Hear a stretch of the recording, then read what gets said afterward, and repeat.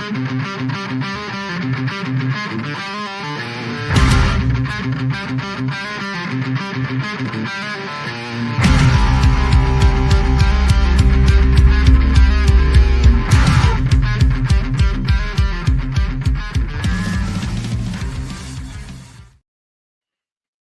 and welcome back to the British and Irish Eagles podcast. I am here with Phil the Fence Mount Stevens as Tony Brewerton lives his second life basking up the Philadelphia cold and snow as the Eagles win.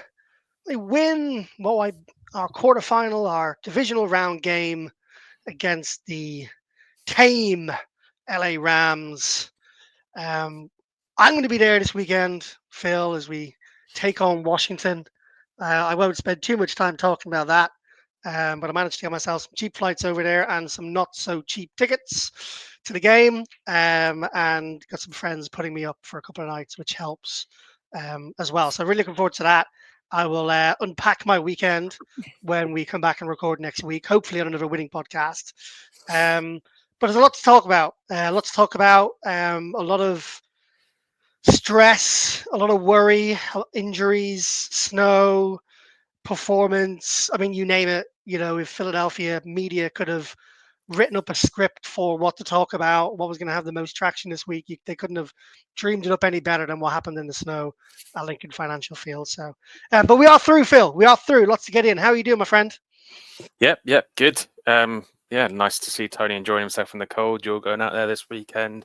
Not jealous in the slightest, but you were there at the last NFC Championship game. We all know how that ended, so I guess we should be appreciating you for being a good luck charm, because I feel like we are going to need it against the Washington spunky Commanders, because they certainly are going to be a test. Even if some people are confident we're going to smash them, they are a bogey team for the last few years, and as we've seen this season, yes, Jalen Hurts got concussed. However, Jaden Daniels is very good. The Commanders have got the momentum, the wind behind them, the sails, so it's going to be a really difficult game. So we're going to need all the luck that we can find this weekend.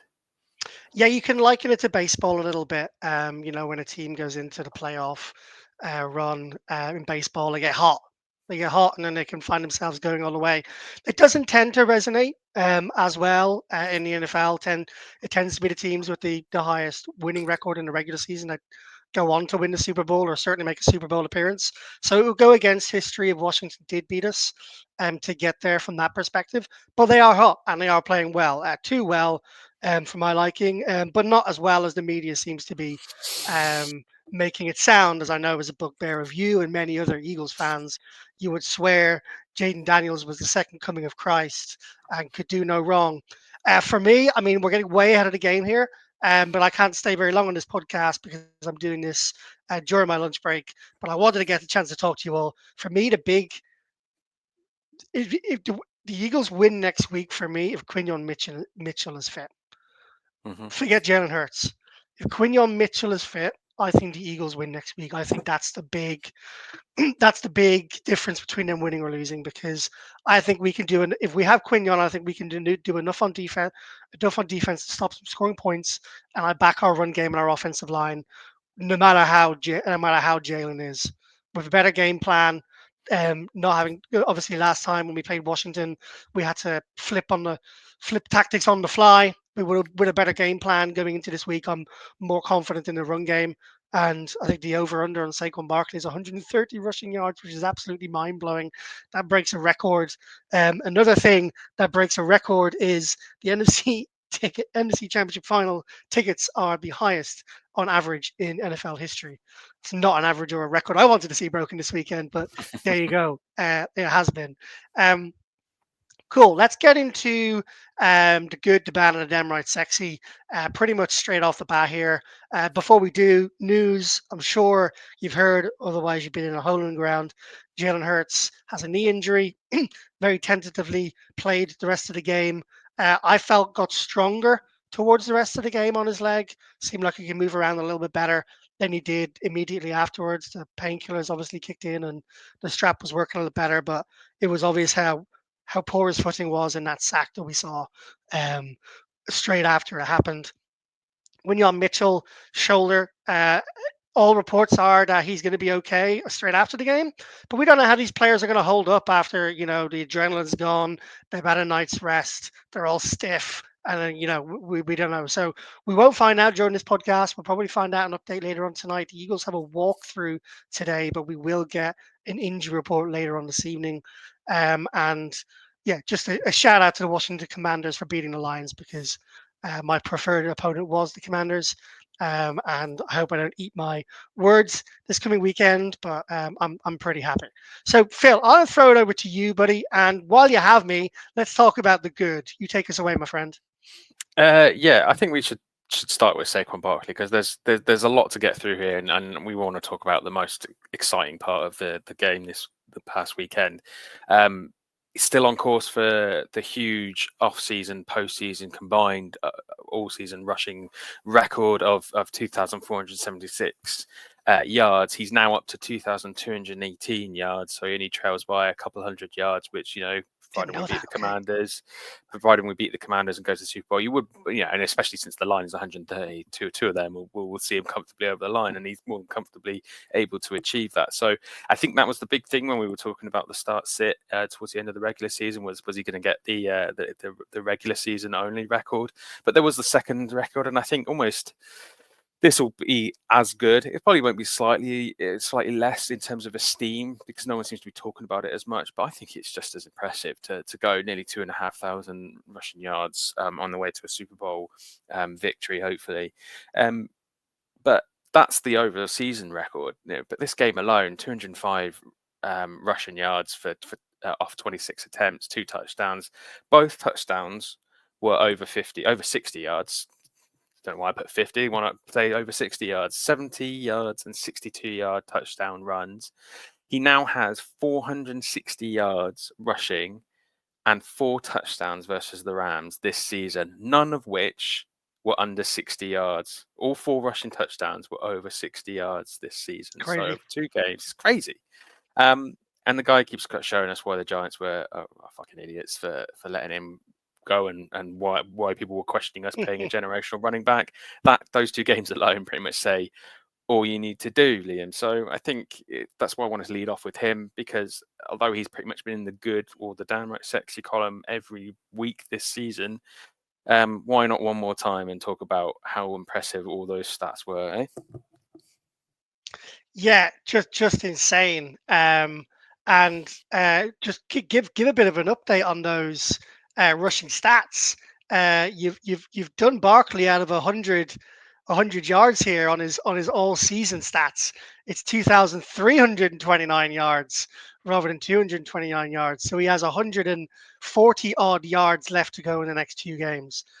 I did think you might have been slightly wrong because I know he had 2,005 in the regular season and he's got over 300 combined in the last 2 games. So yeah, just even less than 200. Phil, Yeah. can you imagine he's going to break this record a week before the Super Bowl? Maybe. I mean, Yeah. that's mind blowing. Yeah, well, to be honest, I did check 2 sites last night, and they had different ones. But the one I disregarded, which was close to what you've got, had him having more than Terrell Davis's lower of the yards and putting him still in third. So I was like, someone hasn't proofread their article. So I went, no, I'm going to look for another one. I think it was Don't you worry. ESPN. Detective Liam has you covered, Phil. He's got around 140 odd yards to go to But break the record. I saw something the other day. I saw something the other day, which was a Giants fan just being recorded. Like we love all these recordings we see Giants fans, right? And he's like, damn. Saquon is the guy. He is that guy. And I just can't watch it. I cannot watch him run. Like, imagine, Phil, just for a second. It's all well and good laughing at it. We have him. Imagine for a second Howie Roseman. We had Saquon Barkley, right? And he did, and we let him go. And we let him go to the Cowboys. And then the Cowboys run a Super Bowl run with Saquon Barkley breaking records. Howie Roseman wouldn't have a job. mm, There's no way he'd have a job if you compared the scenarios.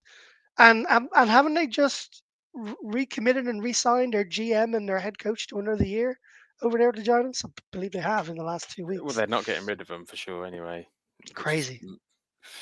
Yeah, you're Giants absolutely right. He tears. would he, w- Nothing better. he wouldn't have a job. No, I'm surprised they've kept him because it's almost like how poorly it could have gone for Joe Shoon and the backroom staff and Mike Dable. It's yeah. If we'd be well, WIP loses its head at the best of times. Without something like this, the whole city would burn to the ground. I think. I know, and there wouldn't be any snow to save it.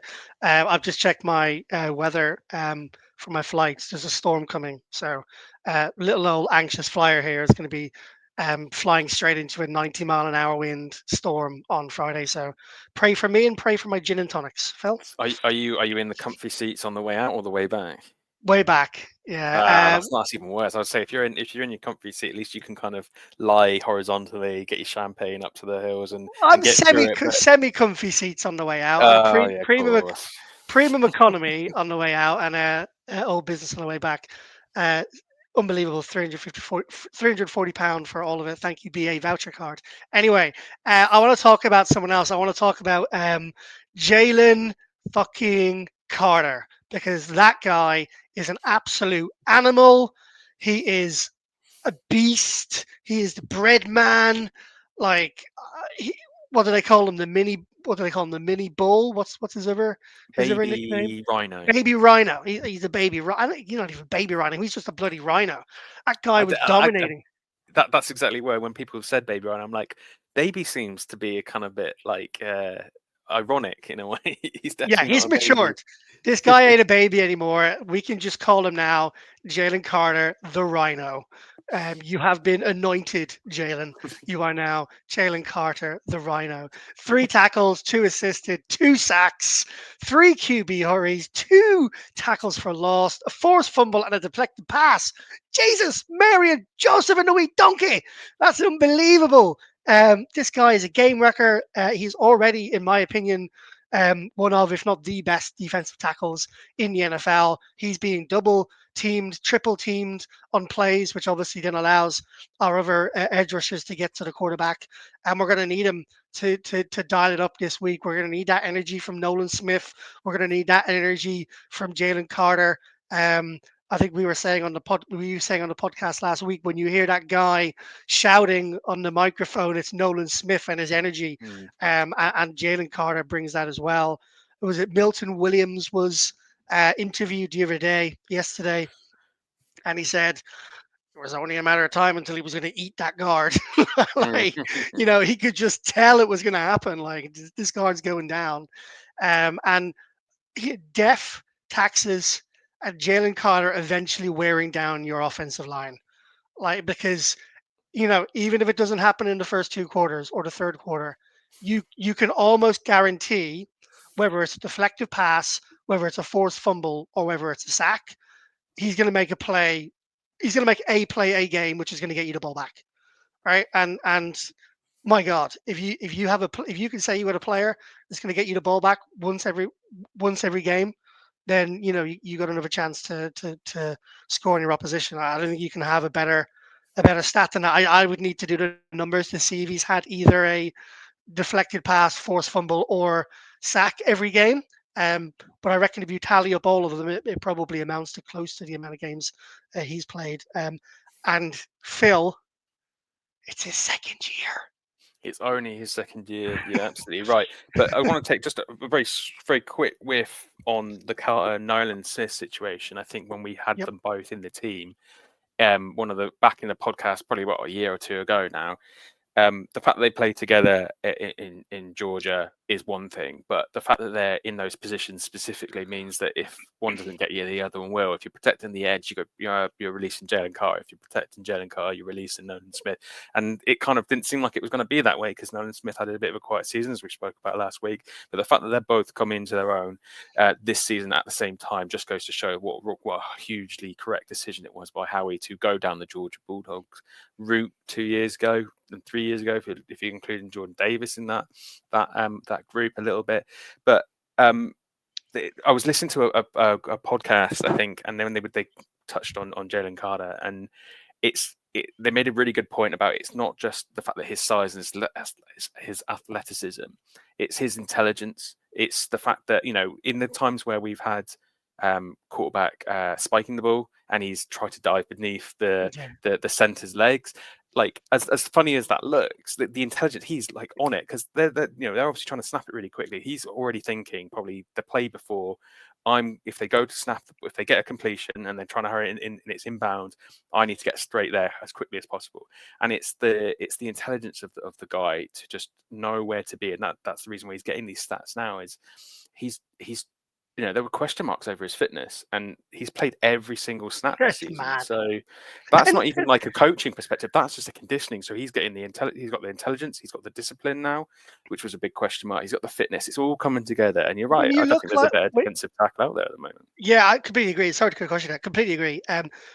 When you look at someone like Aaron Donald, and when he takes his top off, and he's just Mm, like ripped apex.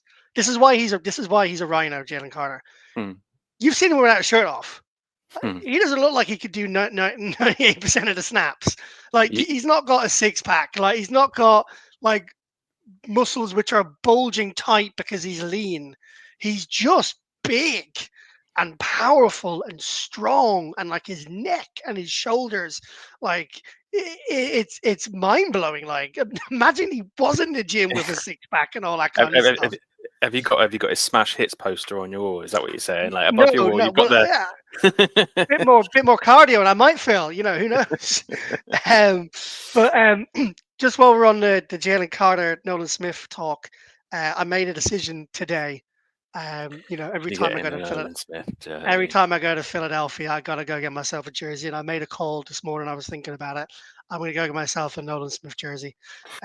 So then my question for everyone, which I think we should put out on Twitter, um, is um, is is twofold. First question: which Nolan Smith jersey do I get? So I've got a Jalen Hurts and a Reddick Kelly Green already. I haven't been able to wear the Reddick one. I've got. I'll just decline that call. um, did that come through on the speaker as well? I could hear a Um, little bit, but yeah. um, or was I? Where was I? Oh yeah, I have a Jalen Hurts and a Reddick Kelly Green. Kelly Green. I've got a AJ Brown white, and I've got a Jalen Hurts black. I also have a Sanders, and I have a Devontae Smith Kelly Green jersey as well. So, what color jersey do I get from Nolan Smith is the first question, and my second question is, what jersey do I wear on Sunday? I've got three choices for you, Phil. It'll be the Jalen Hurts Kelly Green, it'll be the AJ Brown white, or it will be the Nolan Smith to be decided jersey. Now, to give you some ammo or some thought process, and I don't want your answer on this podcast, to give you some thought process, I have worn the Kelly Green jersey Hurts jersey the last two games at home, and we have won both. And I didn't wear it for the Washington game that we lost. The AJ Brown one was the jersey that I wore when we went over to see the Eagles win as a group. So the last time I was at the link, I wore the AJ Brown one and we won. And the Nolan Smith one is kind of up for debate. What do you reckon? Maybe I will get your answer in this Well, podcast. no, as I say, I think you've pretty much answered it there. It's going to be the Jalen Hurts Kelly Green one. You go with the record, mate. Until it loses, you wear it. But if you want to wear something else, I don't think it really is a big deal. But I would definitely go with the Kelly Green. But as for the answer, I've got an answer for the Nolan Smith as well, and I think it should be midnight green. Midnight Green. Do you know what? I love that because I haven't got a Midnight Green at the moment. My last one was Carson Wentz. Or is that a red flag? I Well, shouldn't the get a reason I Midnight say Green. midnight green is because, like, I think I mentioned this. I don't know if it's on the pod or just in a conversation, but when I was over with everyone later last year, we were in the pro shop and I was trying to find a Cooper DeJean or a Quinion Mitchell one. They don't do rookies. I remember looking at the wall and going, "Why is there a Nolan Smith one up there?" Forgetting obviously that season. It's in the crazy moment of desperation. I was like, "Why is there a Nolan Smith midnight green?" But it's stained in my memory when looking in my mind and going, that's actually not a bad looking jersey. The three on the back, Nolan Smith, and the fact that you said you haven't really got a wearable midnight green, it just makes Nope. perfect sense. Yeah, okay, good shout. I will have a look and I'll send you a picture of what I choose. Good stuff. Talk to me about Dallas Goddard, Phil. Yeah, he's come back. We were 2 podcasts ago talking about his whether his availability and the best ability being availability, and is he on his way out? Are we going to take someone in the draft? And then he comes back and stiff arms Valentine in the Packers game to get his touchdown, which I thought maybe sent that message. He's probably hearing a little bit of the doubts and the quirks coming in, saying, "Is he good? Do we need to keep him? Do we need to replace him?" And in this game, he had very much the same sort of impact, back to his best. Jalen Hurts' safety blanket, a couple of key throws, and especially in those conditions when AJ Brown's dropping his passes. Someone like Dallas Goedert's coming in, and I feel like on his day he can be a top 10, maybe even top 5 tight end on his day. He's just not had enough of those days. But going back to full circle, best ability is availability. If he can stay fit at least till the end of this season, get us to the Super Bowl, help us win the Super Bowl, and be fit, ready for next season, then there's no reason to look elsewhere. But unfortunately, there are question marks over him. But in this game, caught all of his 4 passes for 56 yards. He was the leading receiver in a very low passing affair, and as I said, Hurts his safety net for the passing game. I I feel wonder like whether we can. Oh, sorry, go on. no, I was kind of finished. I wonder whether we're going to see a lot of for anyone's watching, for anyone who's watching on camera here, Yeah, some screen action passing going on because of Jalen's leg.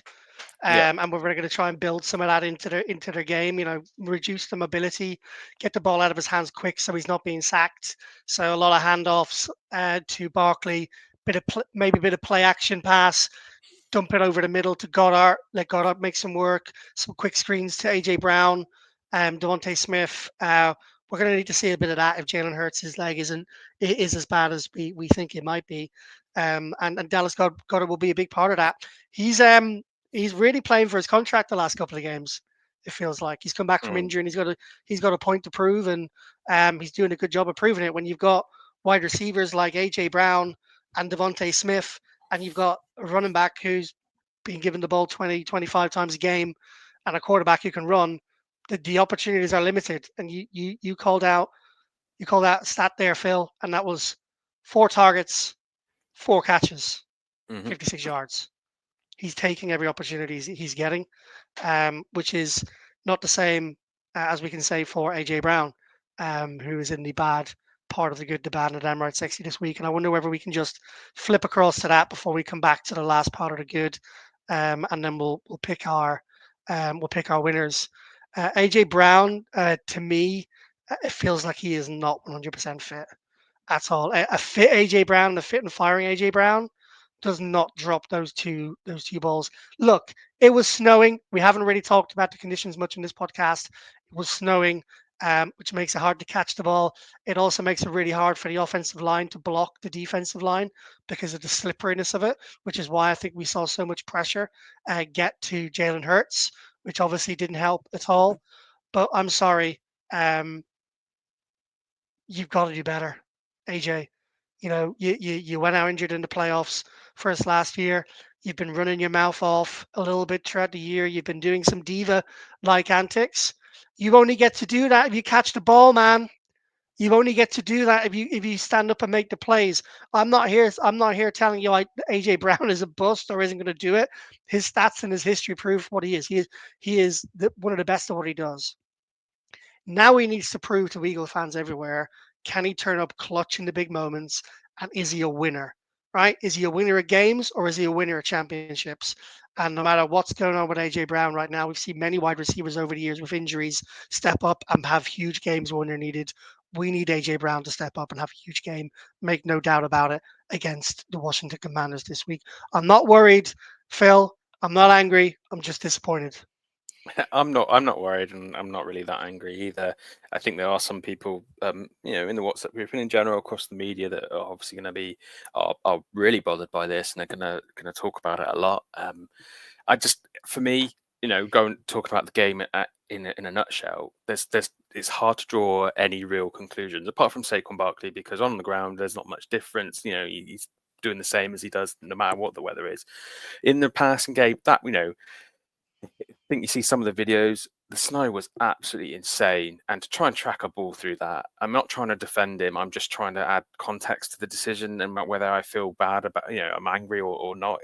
I feel like I'm just going to ignore, not going to take any conclusions out of this. Yes, say I am going to Other than ignore the not. injuries, right? They're the only Yeah, two things you take away from the game, right? like you named a couple of factors, like the offensive line being able to pass protect as well is gone. The be able to track the ball is probably gone. I mean, I would assume AJ Brown is that good that he could probably still do it, but I'm going to give him the benefit of the doubt because everyone's human. And in that game, the passing game was so low, but Jalen Hurts only going for about 130 yards in the air, and And the 56 of injuries them were going to massively impact. Goddard. And then there is the injury as well. Especially in those conditions, you do not want to be hyperextending a knee, an already hyperextended knee or a dodgy knee in those conditions. He's probably was looking out for himself. He's not going to put his foot down as hard. And if he is still trying to he's trying to be there, but also recover from the injury, you're going to have games like this where you're kind of you're trying to do the bare minimum to contribute. And unfortunately, if you caught those two targets, we wouldn't be having this discussion at all. So I'm going to wait until this weekend. If touch wood, it doesn't happen, but if it all goes bad against the Commanders and the passing game is one of them and the conditions are fine and AJ Brown still doesn't have a good game, then yeah, maybe I'll join you with that one. But I just feel like the weather, man, it just adds too much uncertainty and difficult in pinpointing exactly went wrong. And I think it's just no point basing opinions, although the clickbait media out there will be using it Hmm. regardless. I'm not going to do that. Give me a prediction. Gi- give me a percentage prediction of how fit AJ Brown, Quinion Mitchell, and Jalen Hurts will be. Percentage each for how fit they will be this Sunday, based on pure speculation, thought person. I'm not, you're not a doctor, Phil, but what do you think? Well, I think AJ Brown's is almost there. If he isn't, and the snow didn't help, he took it easy. I feel like he's going to be about 80-90%. I feel like he's not probably not going to be 100%, but feeling 80% AJ is better than 90% of the league. As for Hertz and Q, it is purely up in the air. The only thing I will say, when and you someone yourself who has had glass ankles and rolled your ankles numerous times during the middle of a game, the adrenaline and the swelling doesn't come, and you actually feel better towards the end of the game. So when you say Jalen Hurts didn't seem to let him affect him, I'm trying not to take too much stock in that. He had a Yeah. brace. I reckon he's going to be about 65-70% with a brace, maybe a little bit more. With the game plan scheming, might be a little bit more. Quignon's another difficult one because he was confident he's going to be there, but his was more of an impact injury, which again in the cold and the adrenaline, you don't really know. But to be honest, Isaiah Rogers didn't do too badly, and he had the fumble recovery himself. But I feel like you're Yep. right. I think we want Cunyon to be there, and I feel like he's probably going to be about 60-70% again. I feel like they won't play them if they're less than 50, but they're certainly not going to be 100%. Yeah, I think they'll be slightly higher in percentages, but it's semantics. I think AJ is going to be, 90%, 90% there. I feel like Quinion will be 85% there, and I think Jane will probably be about 75%. But they still make a massive difference. Just some quick research: a mild sprain of the MCL, which is what they think this Jalen Hurts injury is a usually heals in 2 to 4 weeks. So obviously he's not going to be 100% after a week. I think the best we can hope for is Jalen gets through this game, and then that extra 2 week break he has between this game and the next one, as long as he doesn't damage it further, is enough time for him to get back to 90% at least for the Super Bowl if we make it that far. If it was a severe tear, um, he wouldn't be gearing up this week. So yeah, interesting to monitor and to note. Um, Jakey boy, come on, man. What are you doing, Elliot? Like, oh, I don't want to be right, Elliot. Jake, don't make me right. I was asked what my biggest concern was going into the off season a few weeks ago by Mick on this podcast, and I said it's Jake Elliott missing a key kick, key field goal. Now, look, conditions were bad, and he made the three field goals. One of them, God knows how it went over. Was like a stinger in golf where they Mm. get it under the wind. But it went over, and he made all three of his field goals. But two extra points missed. If he didn't miss those two extra points, the Rams would have had to have had a converted 2 point conversion and touchdown to win the game at the end. As it stood, because he missed those 2 points, all they needed was a touchdown to win without the 2 point conversion. So had the Rams gone down and scored on that last drive, we would have gone out because of a missed Jake Elliott extra point. And that's what my worry was.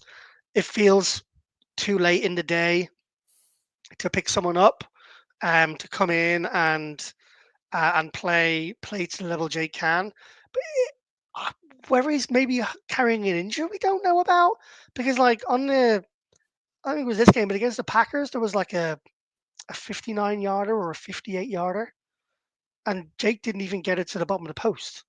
Like Hmm. Jake's got a leg that can kick the ball through the air 65 yards. Like he's got a 61, 62 yarder in the bag that went over. Like he can get it that extra 5, 10 yards, and his leg seems to be a little bit weaker recently, and his accuracy is obviously a problem.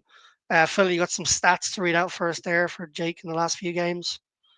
Yeah, so he's missed 8 kicks in the last 10 games, and it is definitely a concerning output given where we are in the season. You're right; it's too late in the day to be changing it. I don't necessarily think the injury card is a factor here, because I feel like, if you have an injury to a kicker, you take him out. We brought in Cameron Dicker a couple notoriously for the Super Bowl season, and he came in. So I feel like you can get temporary cover, and they wouldn't play him if he had an injury, especially in a snow game like that, where your grip is already questionable with all the players. The weird rule that you can only have players on the field clearing out the path. There's the entire special teams is trying to clear a path, but he still made some pretty clutch kicks. It just seems weird. It's almost like, because a lot of times you don't necessarily see the PATs because they're doing replays and they quickly shoot back and you see it go through the post. It's weird because obviously the PAT is from the same place every time. He's probably kicked 100, if not 1,000 kicks in that from that position.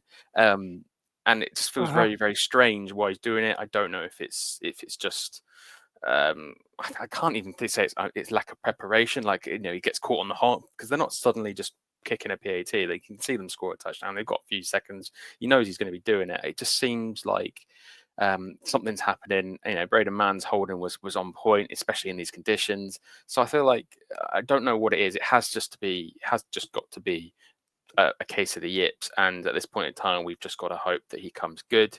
And in the clutch moments, and the team's just going to have to go for it on fourth down a lot more than they prefer to.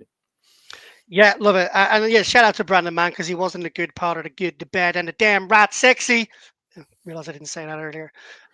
So congratulations, 4 punts inside the 20, and his holding was spectacular.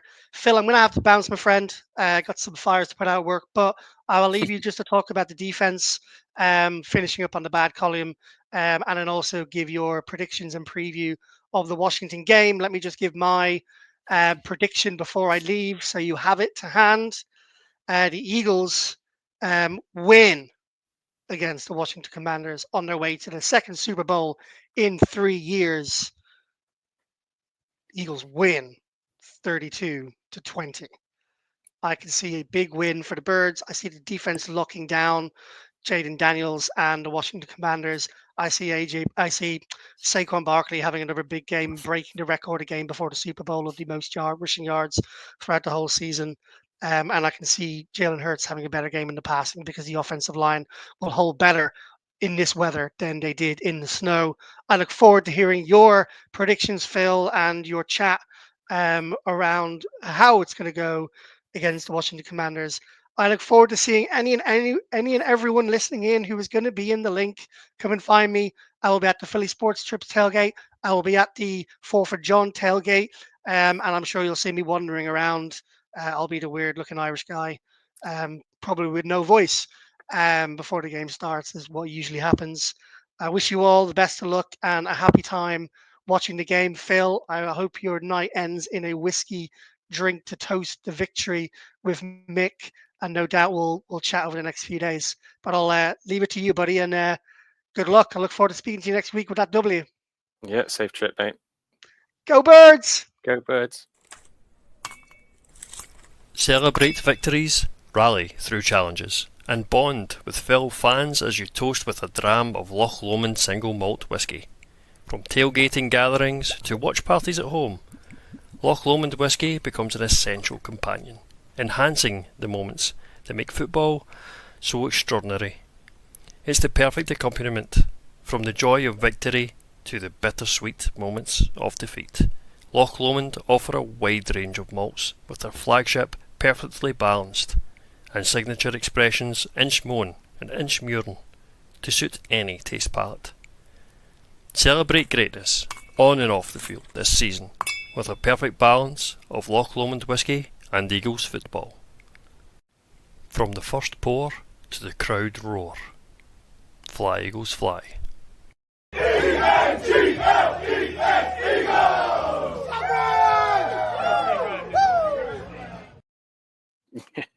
Yep, not jealous at all of Tony and Liam both being out in Philadelphia this weekend. But hey, having a recent newborn is going to put any stoppers to any kind of plans that I might have of just chucking my credit card on a flight to Philly, which I'd absolutely love to be doing right now. But anyway, I'm going to see this podcast out, cover the last few little bits on the good, the bad, the damn right sexy, nominate the Loch Lomond Player of the Week, which I think is fairly obvious, and then touch on the Commanders preview for this weekend before rolling us out, hopefully in the next 15 minutes. Right, so last few bits, like I said, is the prevent defense, and I feel like this is a situation that has happened far too often for our liking in the games where we are trying to see out a nervy contested bit of a shootout, maybe. Thinking back to games like the Seahawks game where Drew Lock managed to beat us. Sorry to bring that up, but there's a couple of times over the last couple of seasons where, and this game was another example of that, where Saquon Barkley rips off that touchdown run, and I'm not usually one to jinx anything, but even with 3-4 minutes left on the clock, 2 touchdowns up, obviously before Jake Elliott missed his second PAT. Puts you in the mood where you're like, yeah, we've got this now, we're filling the bag. And I'm normally one to jump in that crowd, but I was pretty much there, and I had to backtrack a couple of comments a few moments later as the Rams just sort of breezed their way down the field in 1 minute and 48 seconds of game clock. So as we were sort of still busy cheering, patting each other on the back, talking about how amazing Saquon is, talking about tickets for the conference game at the link that we knew it was going to be at the link at that moment in time, they just marched down the field, and it just feels like, for all the plaudits that we give the defense as a whole, and notwithstanding all the amazing things that the defense did in that game and does all the time, it just feels like this team just kind of is caught napping. Like they're the one, the team, the players on the pitch are also doing a victory lap. They're also getting their cigars out, thinking we're just going to ease this game out. Just got to get a first down or two, which they didn't get. Give the ball back with way too much time on the clock after they go down the field and score the touchdown to get within 6 points. Then, as Liam said, because of the missed field goals, missed PATs, they only need to get across the line, and they don't need to get a PAT. They don't need to do a 2-point conversion. They just needed 6 points just to get tie game and then kick for the win. So it's difficult, and it's different to look at it from the point that if they just sort of stay switched on for that lap there, the drive that the Rams managed to get their touchdown on, then we're not leaving the last 2 minutes as dangerously as we like. So we need to find a way to stop this happening, because in games where you think that you're comfortable, you can't be then allowing teams back into the game just because you feel like you've got enough of a cushion. I will let them go and score a touchdown, because it sure as hell put us in. I've never been as nervous, and we sent out pictures of everyone. Someone flashed up a picture that got taken of me in the Jaguars game when that was also quite nervy, going into the final game with me, my head in my hands, and my cap pulled down real low because I didn't want anyone to be bothering me as I was focused. I recreated it because, funny enough, I was wearing the same jersey, and I chucked the cap on for good measure, and then everyone else started chucking in selfies of them looking like they were about to cry because they could see what was potentially happening. If it wasn't for Jalen Carter, if it wasn't for Nolan Smith and the goal line stand and a penalty and a sack, that pass to the hurry that Jalen Carter put on Stafford to misthrow the 4th down throw, which essentially did end the game for us. We've seen that happen before, where the Jaden Daniels, ironically, looking at the Commanders game, players like that and players like Jaden Daniels will are notorious for scoring touchdowns in the final few minutes. 3 in the fourth quarter against the Lions. In the fourth quarter against us. When yes, we're without Jalen Hurts, but the defense still couldn't stop Jaden Daniels from scoring 3 touchdowns in the fourth quarter. And now we're about to face him again. So we really need to step up with this prevent defense and stop being so soft on when we can concede a touchdown. It doesn't matter if we concede a touchdown, but the fact that we let them do it so quickly gave them enough time to force a 3 and out and then get the ball back again and really put us under the caution. I just don't think that that's where this defense is known for. The number 1 defense in the league should not be doing that. So yeah, I'm really concerned about that, and it feels like it's something that's not just that it predates Vic Fangio, predates a few of the rookies, and things that you might say, that was the old regime. It's happened now with Vic Fangio. It's happened now with this defense that's number 1 in the league. They need to sort it out. And a game against, we all know Patrick Mahomes, if we end up facing him in the Super Bowl, as confident as I was that we won't face them, if we do have to face him, you give him 13 seconds and he's going to beat you. Let alone a minute and 48, he can score 5 touchdowns in that length of time. It's ridiculous that this defense just allows that to happen. So it remains to be seen whether we get ourselves into the same sort of pickle against Jaden Daniels for a second time, and he's allowed to go and score, to move the ball, or get many opportunities to hold the ball and punish us if we're not back on it. Okay, last little bit, and it's in the good column, just a few defensive mentions, because I feel like we always look at the offensive side of the ball with the exciting aspects, but this game again, and the defense the whole season have been very much like the standout factor for the team this whole season. And we had sacks from Nolan Smith, and Jalen Carter got a couple, Mario Jomo got 1, and Jalix Hunt, who's having a few little key flashes towards the end of the season, which is promising right now, and promising going into next season for his sophomore season. Forced fumbles from Jalen Carter, and Quinyon Mitchell got a forced fumble. Recoveries from Zach Bourne and Isaiah Rogers. Just to give a few honourable mentions on the defensive side of the ball. Again, the performances, it feels like we're getting a lot of fumbles, we're getting a lot of fumble recoveries. The interceptions are kind of thereabouts, although nothing in this game, but with the passing game so stunted, it's not surprising that there weren't that many. So yeah, going into the next few games, if I'd feel better if Nakobe Dean was back, but generally as a whole, I feel like as long as Quinyon Mitchell's back, we should be able to deal with the Commanders handily. So speaking of which, let's move on to the preview for the NFC Championship game. It still feels a bit weird to be saying that, not from a perspective that I didn't think they'd get there, but in my time supporting the Eagles, I started supporting them post Super Bowl, so this will be my second NFC Championship, and it always feels like a final in itself. Like you've got to the top of the pyramid, but it's like a false summit. But there's still that prestige. You get a trophy, you still get bragging rights. They still put a banner up in the stadium if that's as far as it goes. And I feel like it's going to be a really exciting game. It's great to be hosting it. Thank you, Lions, for losing to Commanders. But the problems that brings on is that we are now facing that plucky team that as a number 6 seed punished the number 1 seed, and you can argue that the Lions kind of limped in across the finishing line with all the injuries they had. They still had enough just to keep them going and to keep the number 1 seed, to beat the Vikings when it mattered. But you do get the feeling that they're on their way down. They're a little bit of a wounded animal, still able to function, but definitely not the potent beast that they were earlier in the season. I'm fully fair. Missing a player like Aiden Hutchinson alone is massive, but 16 players in IR for them going into the postseason is something that I don't think anyone could survive, but they somehow managed to do just about that. But it was just a little bit too far to try and take on the plucky Commanders. And like I said earlier, with Jaden Daniels, they've got the wind in their sails. They've got the young quarterback who's full of confidence. He'll be fitter than what he was when he was at the link earlier in week 12, when we kind of beat them a bit more convincingly. Then it wasn't such a nail biter. It was quite convincing on Thursday Night Football, I believe it was. But we're welcoming them back to Lincoln Financial Field, and I think that it's going to be an incredible game because the Eagles are definitely the better team. They're 5.5 point favourite. But the Commanders are kind of mitigating that with their explosiveness, the Jaden Daniels confidence, that the intangible stuff, which sometimes is enough to get you over the line.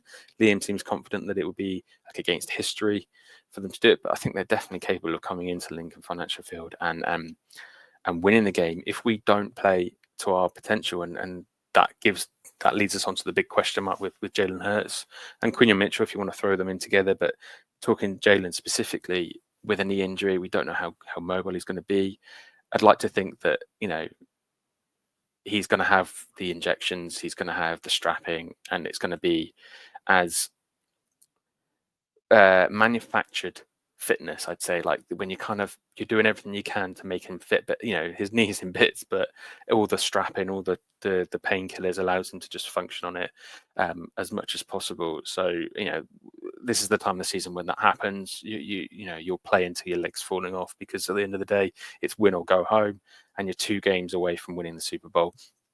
So Jalen Hurts will be out there. I think everyone's pretty confident in that. He's confident of that. I said, barring an absolutely horrendous practice or re-injury through practice this week, he will be suiting up. And I think the same is probably going to be for Quinion Mitchell. Get an extra bit of padding in there, as long as there's no serious risk of serious re-injury, or he'll be dosed up and he'll have extra padding and he'll be out there as well, because you want Quinion Mitchell and Darius Slay against a passing offense like Jaden Daniels can do, especially in the fourth quarter when he's slinging it around, throwing caution to the wind, literally. We do want to touch on the whole media about, I've picked up Jaden Daniels myself. The whole media this week so far has been that, and it's not going to end. It's all Jaden Daniels love. And don't get me wrong, he deserves it to a certain extent. He's had a phenomenal season as a rookie in a team like that. To take them from 4-win team to conference final is absolutely phenomenal. And I think if he was at the Eagles, we'd be doing the same, cooing him up. But there definitely feels like people just don't like the Eagles. People don't want the Eagles to win, so they're really bigging up because they want that to be a mental factor going in. But with the defense that we've got, I feel like we're more than capable of dealing with it, as long as we got the full fitness on the field. So it's the injury reports aren't yet, like Liam said, but we do know that their guard Sam Cosmi, who went out, got rolled up on his knee, is going to be out for at least this game. Which obviously is the only thing relevant in terms of talking about the preview. So that will be without star guard Sam Cosmi, which is a small positive note for the Eagles, that we maybe have a bit more luck on the defensive tackle and defensive end side of the game in getting to Jaden Daniels, because that is the key aspect for me for winning this game is getting to Jaden Daniels, put him off his stride. If you allow, he is similar to what I've said about Baker Mayfield, you allow them to get going, and they can almost be unstoppable, because even when you've got pressure, he's got that scramble ability. He's younger, quicker than Jalen Hurts, so he's got that slight edge when it comes to evasiveness. Although Jalen Carr did have his way with him on the first meeting earlier in the season, I feel like that is going to be it, getting in his face, putting that doubt in his mind about scrambling. So the edge, pass rush is going to have to be absolutely on point. Tackling is going to have to be on point. We can't afford to be missing tackles, because he is then just going to put his foot down and get another 10, 15, 20 yards down the field and absolutely demoralize the defensive line. On 4th down, 3rd down, he's scrambling. He's going to be getting those yardage. We need to be getting to him early and putting that seed of doubt in his mind. So when he's thinking about scrambling, he's worried about who's going to be there waiting for him. And that's going to be absolutely key. We're definitely going to need more out of our passing game. I know we've spoken about it. The snow and I'm happy to put that down to a snow game and not draw too many conclusions. But the Eagles need more out of the passing game to beat a Washington team that's averaging nearly 32 points per game since late November. They need the secondary to get big stops and force some turnovers, and they need the pass rush to get to Daniels and force some mistakes, like I said. But those things are all possible. It's going to take a heck of an effort by any team to come to the link and beat the Eagles. So it seems like it's perfectly balanced. For every negative point on our side, there's a positive point to back it up, and every worry factor for the Commanders coming in, we've got confidence in our defense and players around them to negate any significant advantage. It is definitely going to be get out the blocks hot. On which side of the ball does that first is going to be the deciding factor in who wins this. But for the neutrals, I think everyone's looking forward to it because it's always tasty when divisional rivals meet in such a prestigious game. Obviously, they can't. This is the highest, the most prestigious game that divisional rivals can meet in. So you can argue this is the final of the. Well, argue that it is the final of the conference, but it's the two best teams in the conference have come from the same division. We've played each other twice this season. So there's a lot of stuff to talk about. There's a lot of conclusions to draw, and there's a lot of points to be spoken about, which this week was already in full flow. And we tried to cover as much of them here now as possible. That's pretty much it in terms of all the points that we've written down to cover on this game. Liam's gone for a 33 to 20 victory. I don't think it's going to be that easy. I don't believe we're going to be 2 scores up on them at any point, or if we are, we're not going to finish 2 scores up. I feel like it's going to get very close, because if we do, if we're 33-20 going in midway through the fourth quarter, given how we played against the Rams, when we've got the cushion, we kind of use way more of it than we should. And I feel like our defense will just allow Jaden Daniels to have a bit more freedom, and he will punish us. So I feel like if it goes to 33-20, I feel like it won't finish that way. So I'm going to take Liam's score, adjust it slightly, and give Washington a few more points, and I think they'll get to 28 points. So I feel like they'll get 4 touchdowns. We'll get 4 touchdowns and a couple of field goals to boot. Hopefully Jake Elliott doesn't miss any field goals. I feel like 33-28 accurately reflects, given the spread is 5.5 points, that would make it a 5 point. That means that the Commanders would cover the spread, which I think is a very realistic possibility. I definitely hope I'm wrong. I'm hoping that we get to Jaden Daniels much earlier and we just dominate on defense. They don't get anything going. Our offense is clicking. Saquon Barkley gets his yards on the ground early, maybe a couple of AJ Brown deep balls to negate that, and then we just end up rolling them out of town. And then we all start coming on the pod next week and we're going, what were we all worried about? Everyone's bigging up Jaden Daniels, and look what happened. Absolutely nothing. I really, really hope it's going to be that game. But I feel like all the factors that we've adjusted below earlier in this podcast, I feel like we are going to have to be on our A game to make sure that we put them to the sword. And Jaden Daniels is not afraid, so there's not going to be a question of putting him into the corner and putting him out of the game completely. He's always going to have that spark, and I feel like we need to put our foot down from minute 1 to minute 60 and then get out of here with the win, go to the Super Bowl, and then await whichever of the Bills or Chiefs will be waiting. Personally, hypothetically talking ahead, I'd really like to see us play the Bills. I just don't want to face the Chiefs, and it's not because I don't think they're going to get there or I don't think we can beat them. I just don't think we can beat the refs. I feel like the narrative is stronger than ever this season, with the Chiefs being, this game recently has really highlighted a lot of neutrals. People who weren't that bothered about it are even starting to see it and comment on it, that Mahomes is just, it's so easy to hate him right now. Yes, he's like the Tom Brady of this era, but when you're sort of slowing down so that players push you out of bounds and then waiting for a flag, I mean, good on the officials for not calling that particular one against the Texans. Hopefully the officials are getting wise to it. Hopefully it's becoming so obvious now that they can't get away with it as much. But I just don't want to face them again and have another sort of James Bradbury soft holding call cold in the final seconds of the game to give it to the Chiefs. I just don't think I can take that. I still haven't watched the Chiefs Eagles Super Bowl back. I just can't. Every time it comes up, it's just too painful. People talk about how Jalen Hurts performed in that game. It means nothing to me because we didn't win. Yeah, we can use the stats to support any argument, but it still hurts. It's like, well, we just couldn't beat the how the officials were officiating that game. And from a Bills perspective, they haven't been to a Super Bowl, or they certainly haven't won a Super Bowl. And I feel like we can beat a Bills team that, although Josh Allen is MVP caliber season, he is, we've beaten them the last couple of times we faced them, and our defense will certainly make it very difficult for him to play his usual game. So I definitely fancy my chances against the Bills, and I just think it'll be a better game because I just don't want the official caveat to be hanging over the game and thinking, we finally get that 4th down stop, and no, wait, here comes a flag, which just completely destroys any enjoyment from our perspective, neutrals. So anyway, that's me going far too far in the future, but I think we're all expecting to beat the Commanders, so it's not fair to not hypothetically look into the future and think who we'd like to face come February 9th.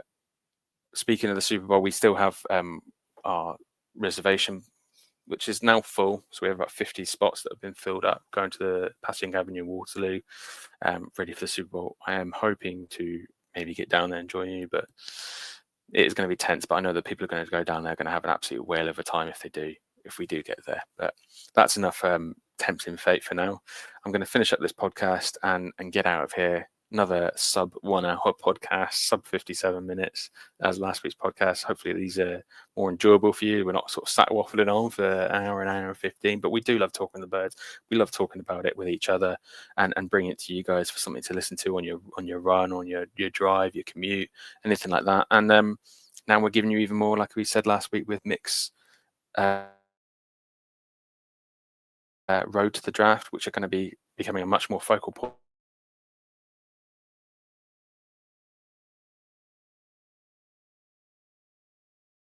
He'll be releasing another one very shortly, but covering 2 or 3 players recently. Obviously, I know he's not Notre Dame were unsuccessful in the college championship, so maybe he'll spend a bit more time covering the players. But I know I definitely enjoyed listening to the passion him talking about him. It's the first time he's probably got to watch them in a national championship, and that felt really sad to see that Ohio State were just a bit too strong for them on the night. But I'm very much looking forward to hearing more about the college players that he goes into, affecting who I will be drafting. My mock drafts will be very much centered around any players that he's covered, because I'm not good enough to do my own research. I'm going to very much heavily rely on Mick, and I know there's going to be a lot more people out there in the same boat. So I hope you're all enjoying those so far. There'll be more of them occurring in the off season. We'll still keep the regular pod going as well, covering our own thoughts on the draft. They might become less frequent with Mick doing his draft shows. I'm going to try and jump on 1 or 2 because I want to pick his brains about certain draft options that the Eagles have. So keep an eye out for those. But for now, I'm going to get out of here. I'm going to go back to tending to my 3-week-old baby. And cooking dinner, getting up and for late night feeds, nappy, all sorts.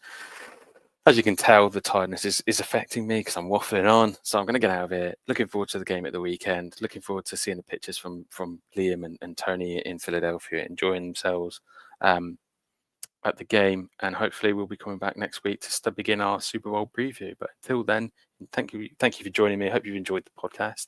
And go Birds.